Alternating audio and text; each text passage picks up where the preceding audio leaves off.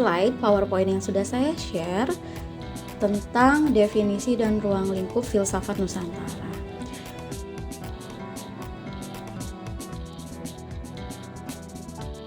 Oke, pada pertemuan pertama ini kita akan membahas mengenai definisi, ruang lingkup, kajian Nusantara secara filosofis, dan tujuan dari mata kuliah filsafat Nusantara. Oke, kita mulai ya.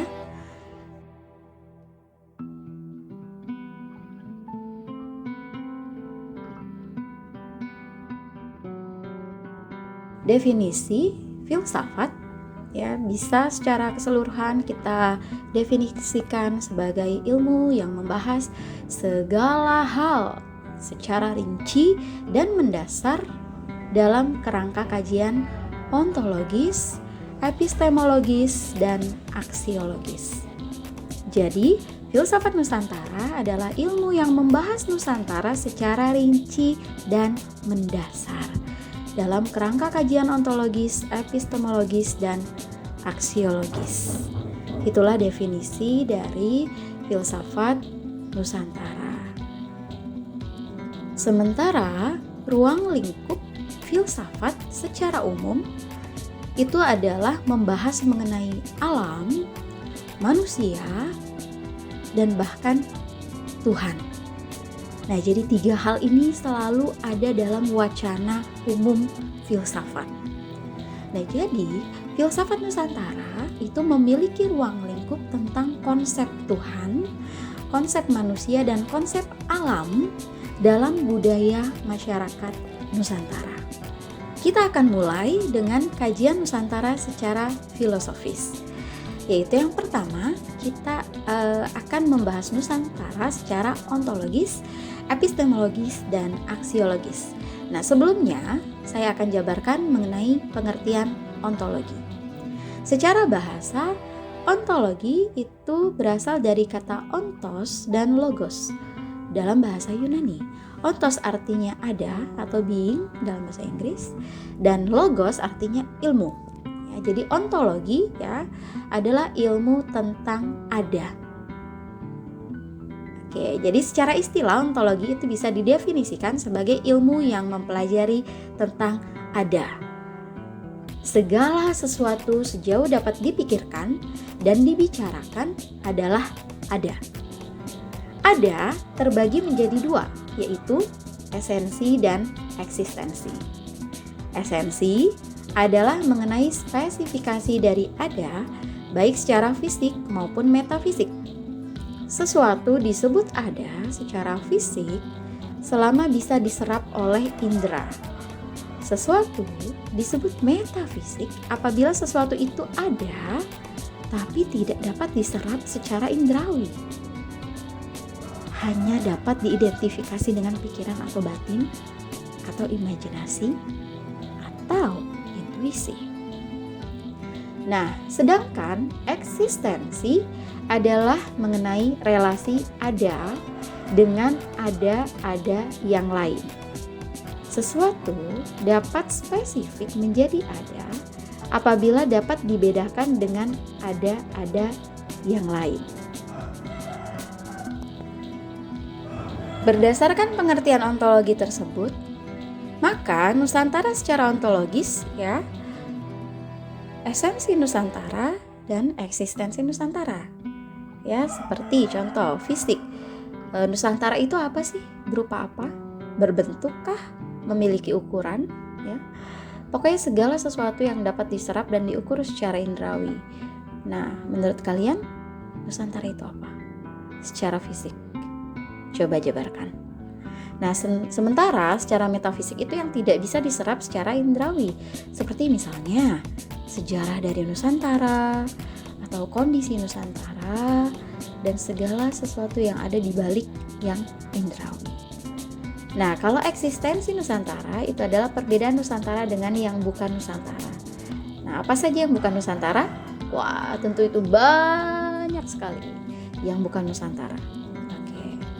Nah, pembeda apa yang membuat Nusantara disebut sebagai Nusantara itu menjadi hakikat atau ciri khas dari Nusantara. Ya. Masuk kepada pengertian epistemologi. Secara bahasa, epistemologi berasal dari kata episteme dan logos. Episteme artinya pengetahuan dan logos artinya ilmu.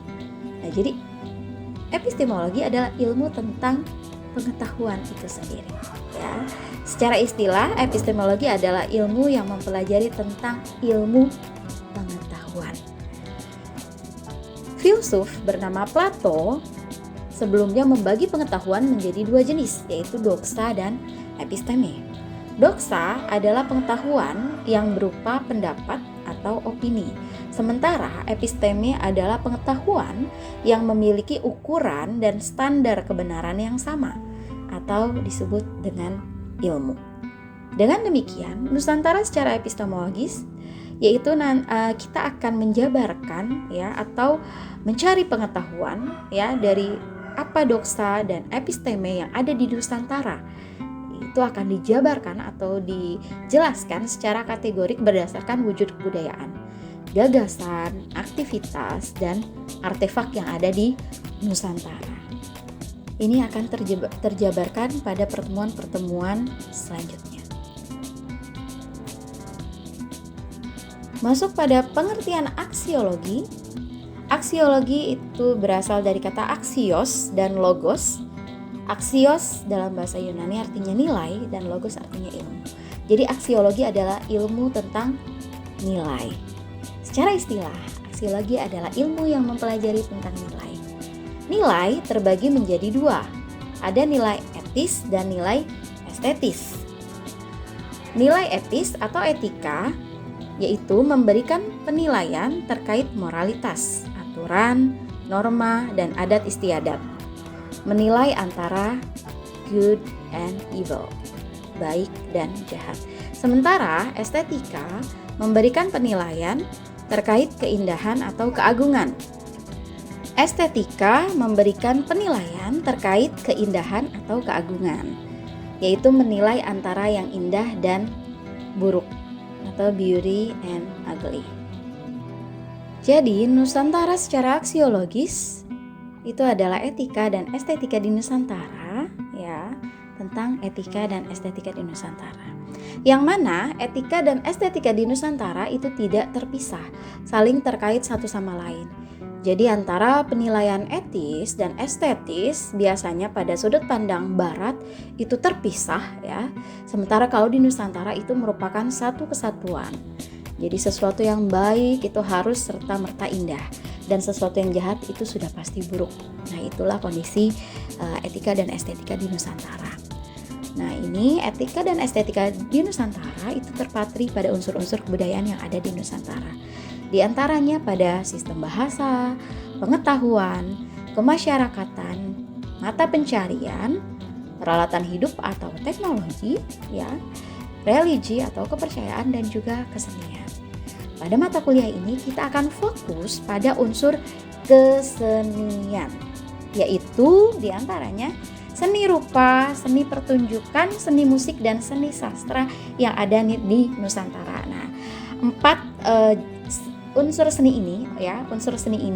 kesenian ini yang akan kita pelajari, khususnya 4 seni ini ya, seni rupa, seni pertunjukan, seni musik, dan seni sastra yang akan kita bahas lebih lanjut pada pertemuan selanjutnya.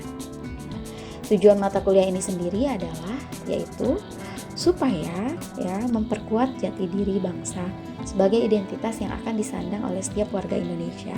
Dan khususnya bagi kalian sebagai calon desainer ya, penggalian filsafat Nusantara akan memberikan nilai filosofis, spiritual, dan material pada karya yang akan kalian buat, khususnya karya yang mengangkat objek kebudayaan.